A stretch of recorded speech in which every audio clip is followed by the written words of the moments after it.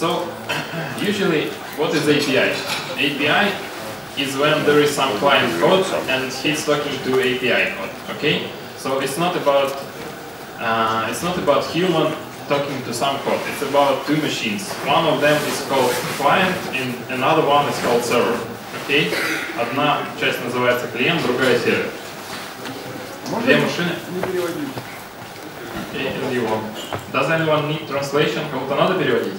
Okay.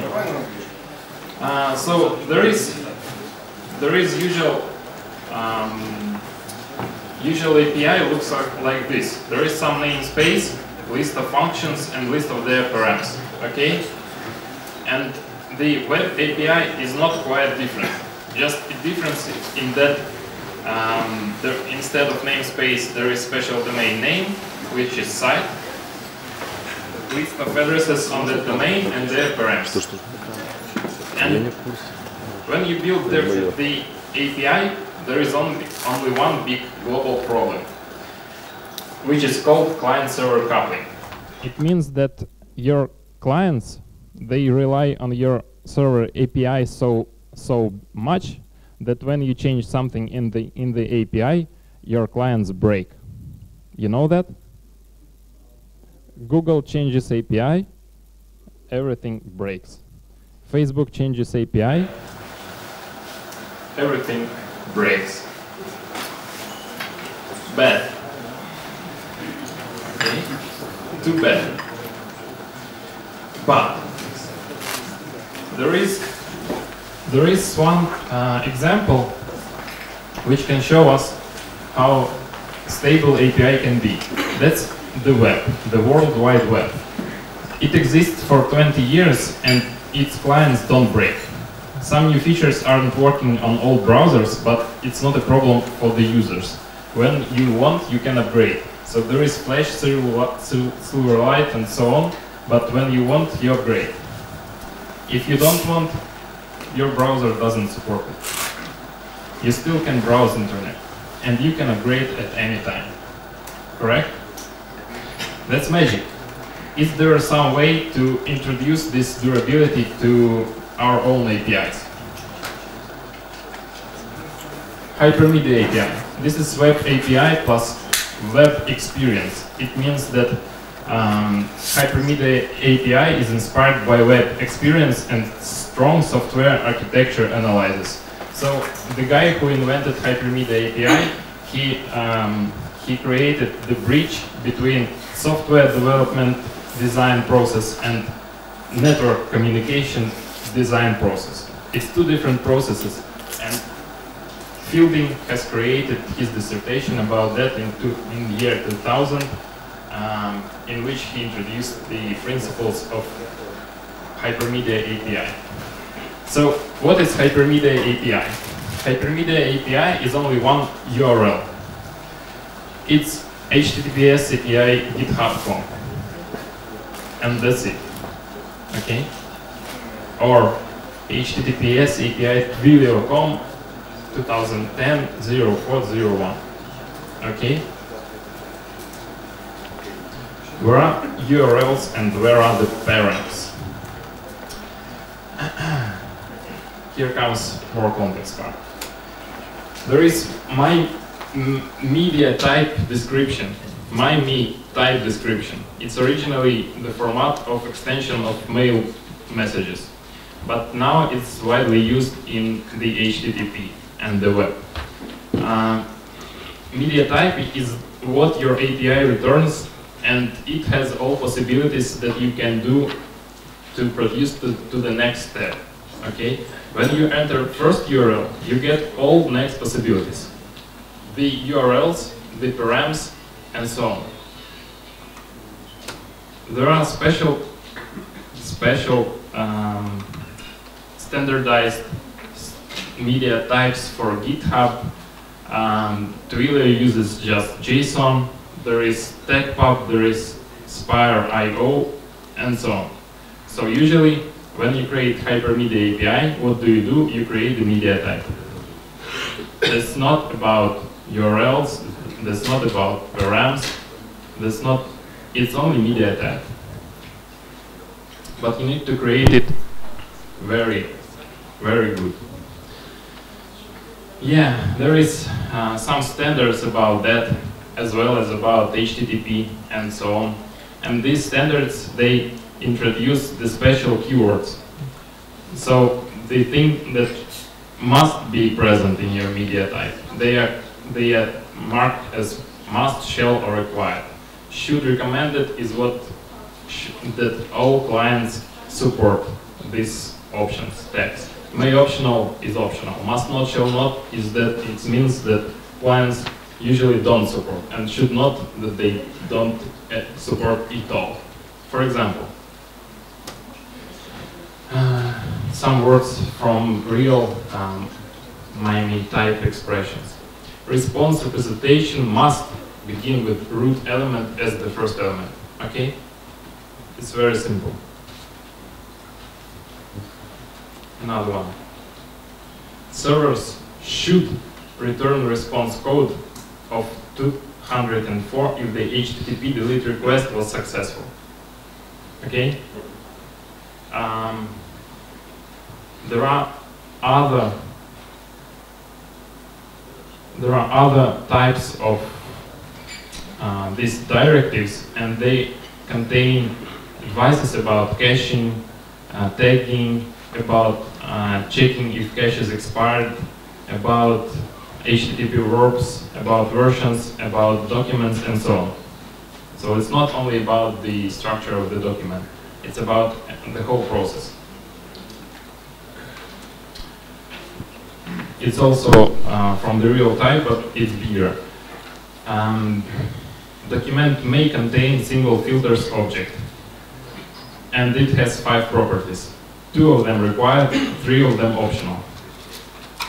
It's not for reading, it's not for watching. You see, for example, filters, it has the array of objects, and each object has its own data, its own rel, and its own href. So take a look at these fields. They describe next possibilities for current state. Your application tells your client what state is the current client in. Okay, and using these fields, the client can see what next possibilities, what next states the client can go to. And it's not coded by URLs, it's coded by rels.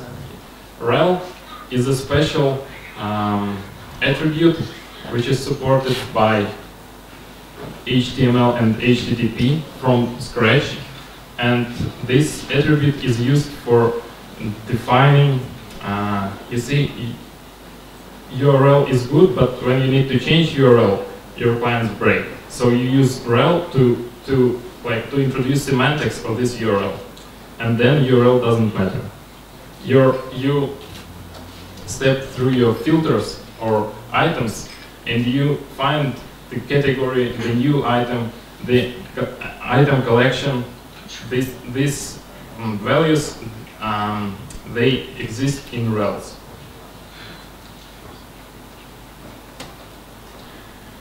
And rels are also described in media type description. So it's not something special. It's not something that you don't know where it comes from. You have document, you have specification, which tells you what rels you can expect. Okay. Actually, the best meme type is HTML and XHTML, because it supports not only getting from the server, it also supports forms, which can introduce some new parameters and which can introduce direct talking to server from client side. JSON and XML, they don't support it from scratch. That's why there are special formats which end with plus JSON, plus XML, and if you use HTML, you just use it. Okay? So, as you know, the Earth is flat and there are 3 whales. There are 3 whales of Hypermedia API. HTTP, meme type, and hey to us. HTTP and meme, you already know what is that, okay? What is hey to us? Hey to us is Hypermedia as the engine of application state. Very simple. It means that your application is in principally and naturally it's just a list of states and list of transitions between states. Is that true? Okay. And so your the Hypermedia API main concept is that server is stateless. Why am I telling that? Because your clients, when they receive Hypermedia with the description of current state, they don't introduce anything to the engine. They don't introduce anything to application. Application just shows where are you now and what you can do. And so these states, they are described in such pieces of XML, JSON, or HTML. For example, there is state Q0, and there is two links. One link is called Q1, second Q2, and there are URLs which you need to follow. If you're in state Q1, there is two other possibilities. So about some more close to the life examples. For example, ticketing system. If your ticket is assigned to someone, you can have links to unassigned and closed. Okay. If the ticket is unassigned, you can have rails for assigning or deleting it.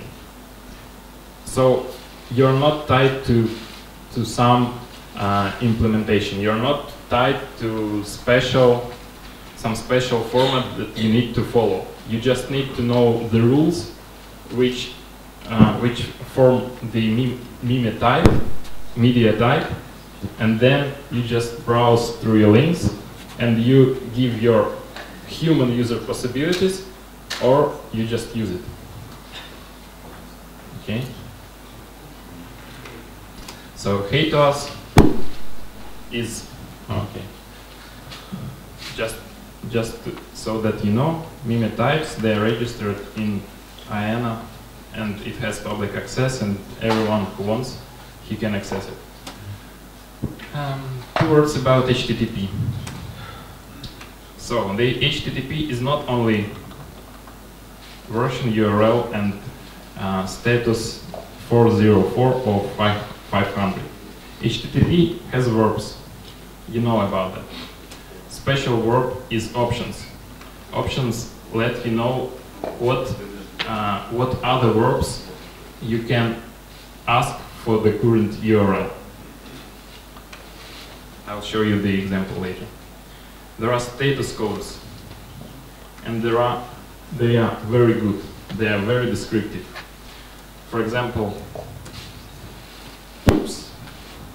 there is special response when resource is created. There are special response when resource is not yet created, but it stays in the background queue for creation. You don't need to wait. There is special status that shows that you need to authorize yourself. There is special status that shows you conflict.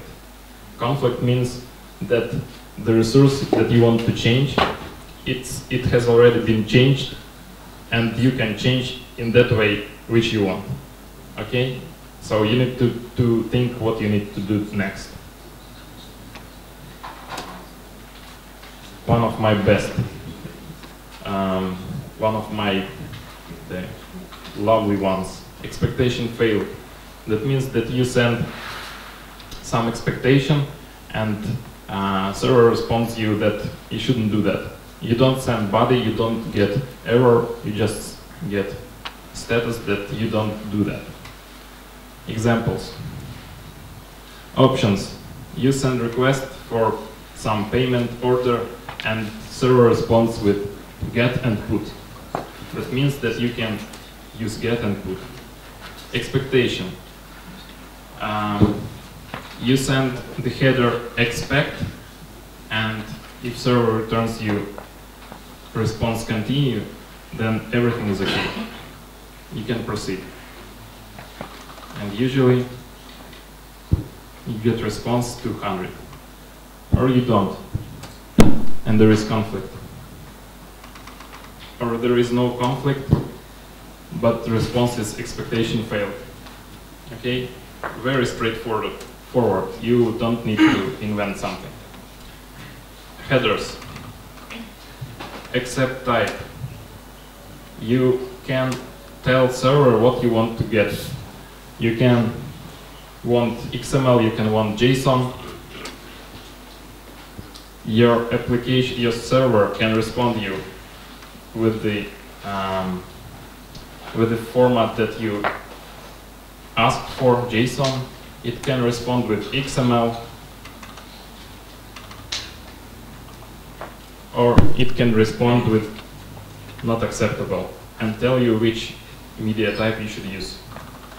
So it's not for humans. You see, it's for you to create the special client which would use all features of your API, and it gives you possibility to use the information that you get from server in special way to give your human clients, customers, different behavior options. You see, the Hypermedia API approach is that you don't show your database to your customer, to your human client. You don't show it, because the usual REST, what it does, it just gives the customer the ability to change your database directly. You see, it's not true. It should not be. The Hypermedia API gives your client not access to the database, but access to your business process. And so that business process is like the wrapper, and it just uses database for storing the results, you see? And using the Hypermedia is the way to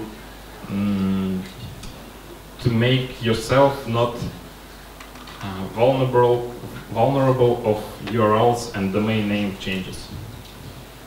What else? E-tag. You know what is a tag? Okay.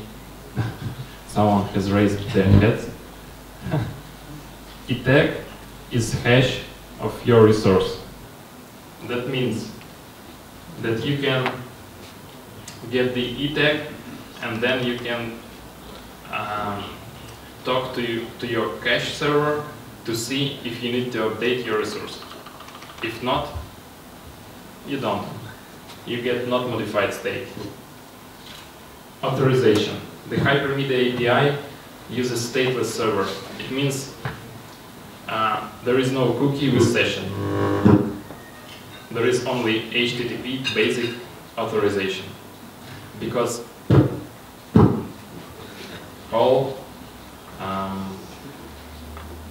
all request information is sent in the header, in the headers.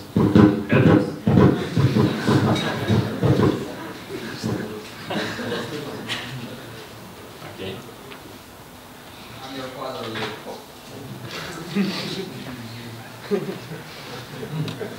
I don't know. Maybe we can try another time. Use force.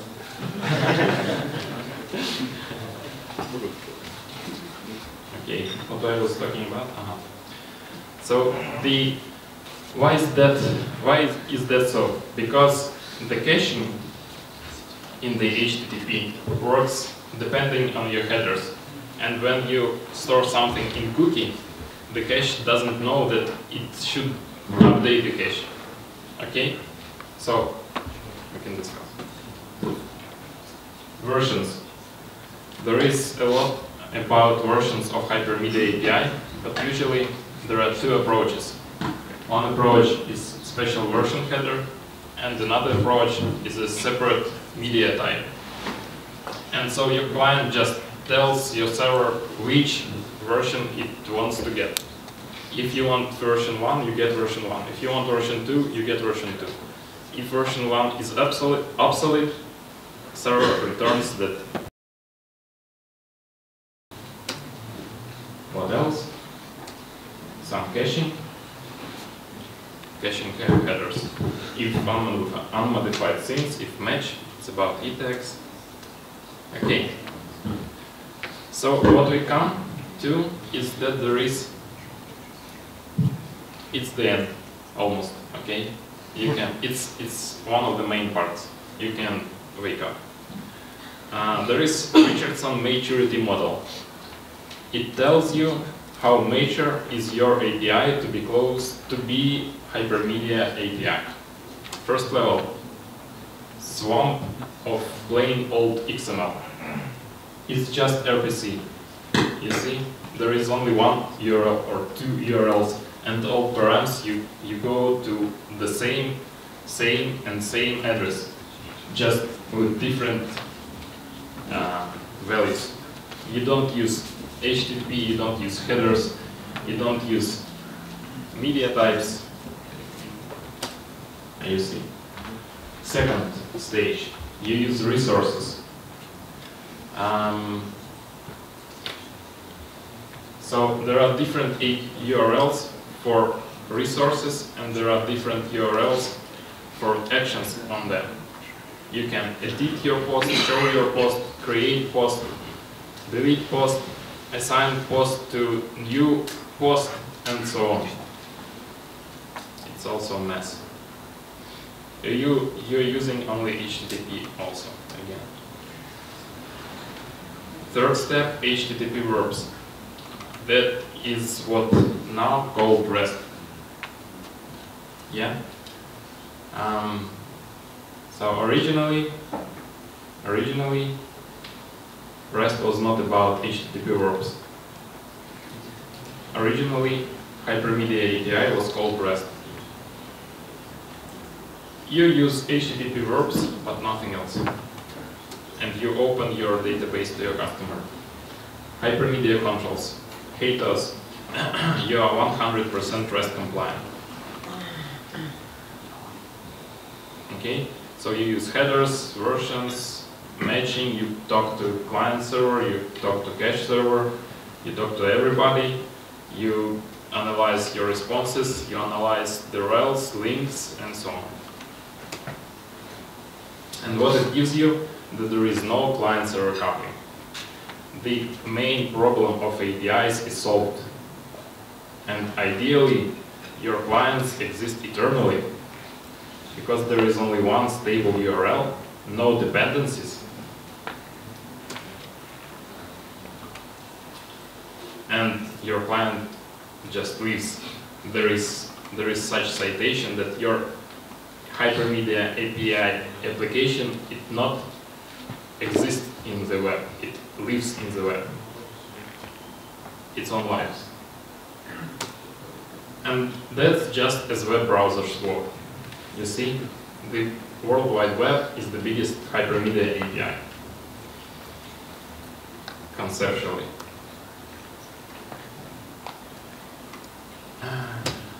I wish you all to be on level 4 if you want to build some Hypermedia API, because Hypermedia API is about architecture.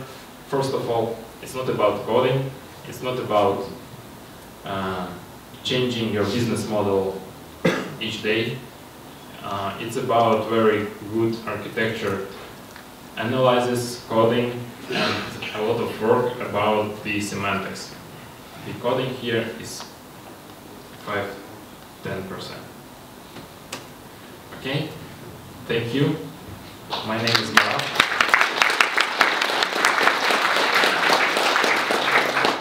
I'll show you my photo on the Ruby Shift site soon, if Vlad will update it. So there are some sources that you may want to read, architectural styles and so on. It's Roy Fielding dissertation. Steve Klapnik blog posts.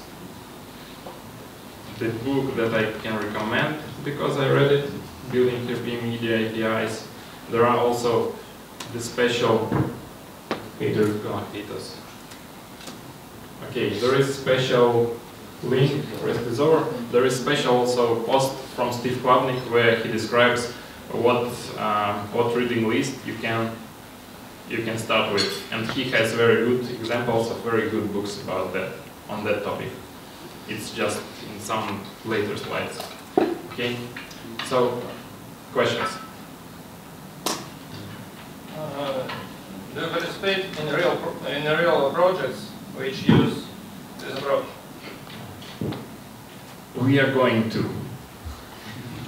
Because Rails, until Rails, you see, Rails REST is not Hypermedia API. Until Rails 4, there is no full support for that.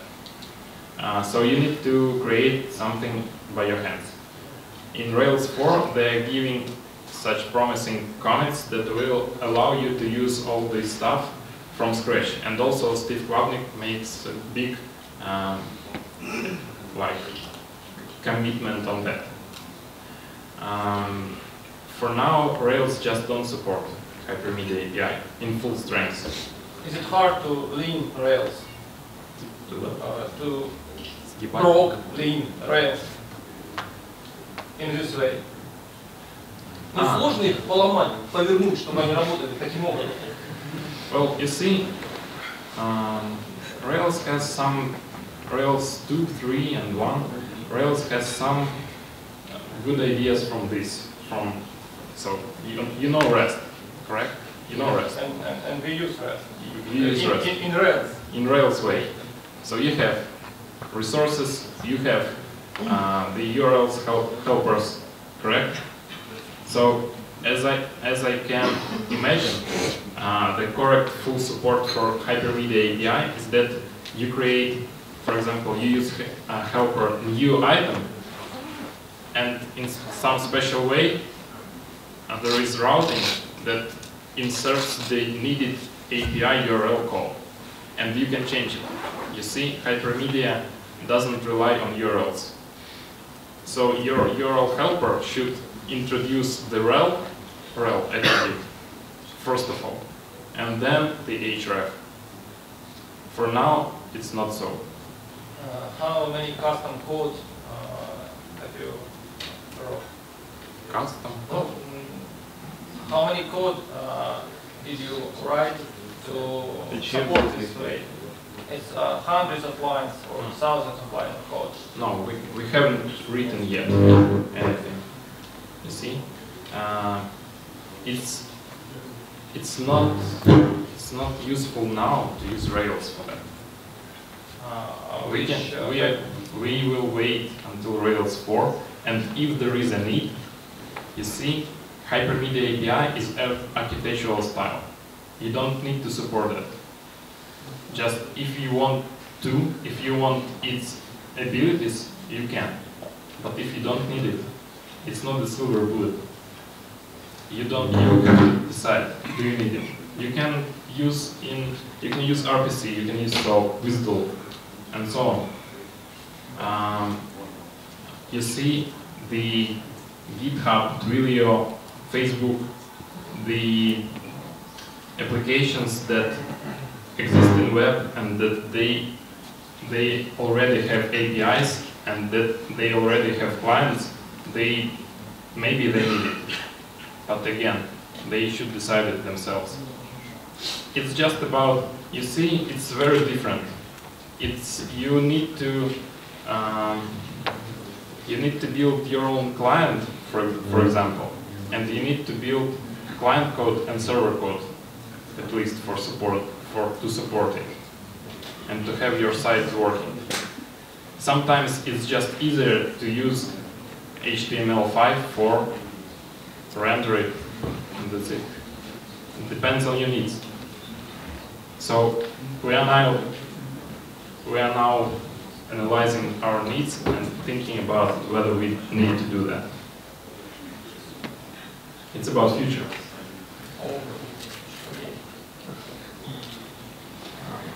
So talk about future, but if we talk about features on maturity model, it's presented, if I remember correctly, in 2003. It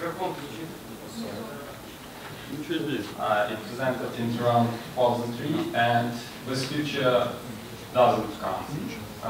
If we look into Google and into Facebook API, they chose the other approach. They release on SDK, client SDK, and just on that. Why it doesn't happen? Because the problem with the states. Each application has own states. This means that you anyway should write some interpreter of the states. And these efforts doesn't pay back. You're still developing, and without there is no standard for Rails, for the actions. There are several drafts, competitive drafts, how to describe this, but there is no approved standard that might be invented on the Hyper. That's why it doesn't happen. And everyone is publishing on SDK. It doesn't happen because developers don't support that. 8 years. The fielding dissertation about the REST is dated which year? 99. 2000. 2000. But reaches on maturity model in around 2003. How long have you heard about REST? At least from 2005. So it took 5 years for developers and some open source developers to get some ideas, to see that they are good, and to create framework for that. Correct? The problem is that there are no tools. You use Active Record because it gives you access to database, and you don't need to write SQL code. Correct? I built several applications on REST API, and it doesn't use even Ruby and Rails, and okay, I don't need. Do you write SQL code? Why? What do I need? There is a standards like OData data, maybe you know it. When you put it's built on the similar principles like maybe OS, but it's still not adopted widely. Because someone needs to hold this burden on himself. You see, this fielding dissertation is 180 pages, and there is no extra work. Do you think that everything he writes about is 5 HTTP words? Do you think that? No. No. Just there is no proper tooling for building Hypermedia API yet. But as I said, in Rails 4, there are some good signals about that they are going, and Steve Klapnik with DHH, they are talking to each other, and they are creating something. We'll see. The problem is that there are no special tooling. Yes, there are problems also ideological, like the versions. But the problem is that Google is also now starting to support Hypermedia API in some APIs. You see? It's future. It's not about future now, tomorrow. It's about future in several years ago. Who knew about fielding 6 years ago, 7 years ago? Nobody. But now, okay, 8 years ago, 10 years ago. I read RFC for HTTP at around 2003. Okay. What do you think this is a discussion for face-to-face? Okay. Quite fine.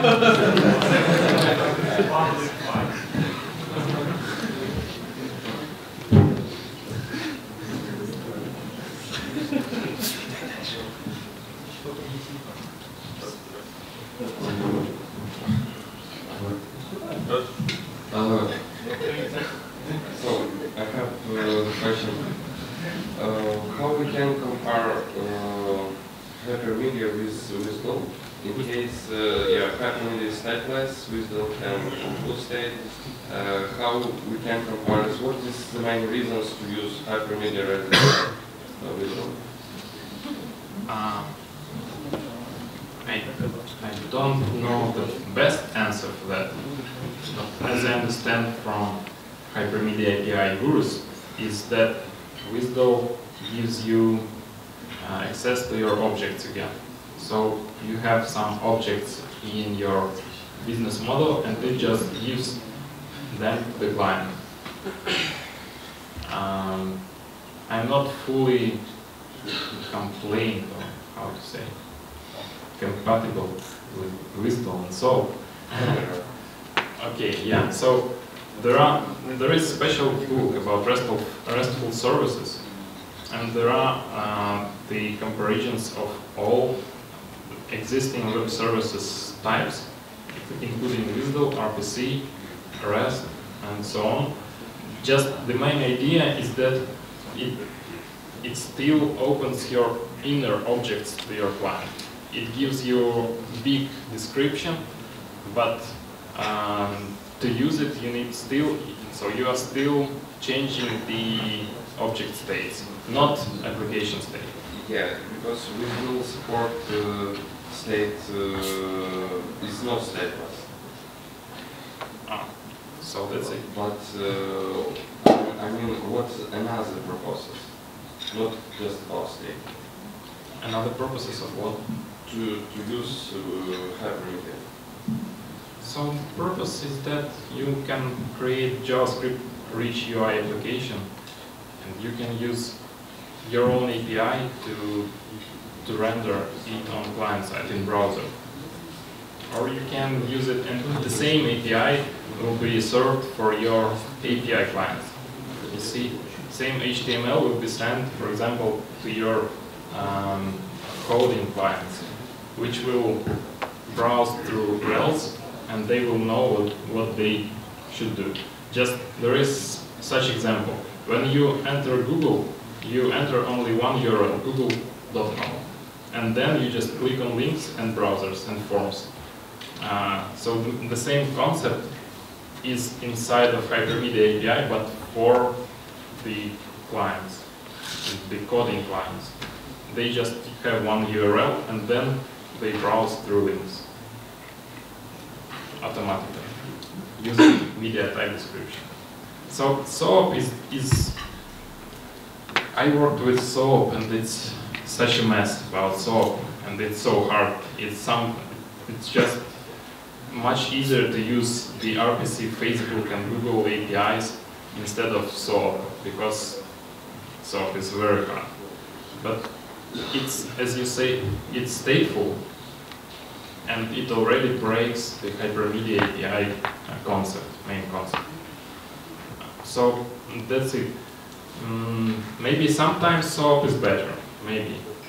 But if your application has some business logic, maybe it's logical to give access to business logic, but not to objects. So you decide. Yeah. We can discuss it, okay? Because it's hard to understand. Any questions? Yes. Time is running out. Lost. Seems like with the Hypermedia API, we have much more communication between client and server. I mean, let's get back to the ticketing system. With the REST API, when I wanted to delete the specific ticket, I just put the ID to the link, send the request, and the ticket is gone. With the, I feel like, with the Hypermedia API, I have first to send some request to fetch the information about the ticket with the links inside, then use that link and delete it. So I feel like it's at least 2 requests. It's question of specification. To know that you need to send only one link, it means that you have read it in specification. and that this specification has about 100 other URLs which you can use directly. And in some time, when they change, your clients break. Okay, and what about the performance point of view? So is Hypermedia API more performant than? The Hypermedia API is the architectural style, which is a set of architectural constraints. One of them is stateless, another is caching, third one is client server. It means, and so on, there are 6 ones. That means that the Hypermedia API, according to Fielding, is created and designed to build scalable, efficient, secure applications which support legacy code, versioning, and so on. So they scale, just because there is no state. So generally, with Hypermedia API, I won't have any troubles with performance. I mean, additional requests to the third-party services and so on. You need to design it very good, because You make cache with request. cache, there is cache. Store in cache with streams. But When use them. But when should I expire the cache if the URL will, if the API changes, so I have to expire the cache somehow? You decide. You architect. Okay, there is special caching mechanisms, like you can use separate server for caching, and you can set, for example, the constraint that it should update cache every second, and everything else, all other requests will be served from cache, and your server will get only 60 requests per minute. It's not so big. You see, it's about caching policy. The biggest problem in software development is caching. Okay, I think I got it. Thanks. Okay, just one more comment from me is that I used to architect and create software development for desktop application, and I used to rely on application states also. And I was for a long time trying to introduce state to HTTP and web applications until I found the Hypermedia API. It's not religion, but you see, I understood that HTTP is stateless, and it gives the web ability to serve millions per second. Can you imagine? The Google has only 6% of everyday traffic. There are many millions of requests to Google, and it's only 6 requests, so web scales. And the same ideas are kept in Hypermedia API approach. So the main idea is that you don't have state. All the information that you need to get from server, you use headers for that. And caching servers, they see what headers are, and they just serve you response that is already cached. Okay, what else? Okay, coffee!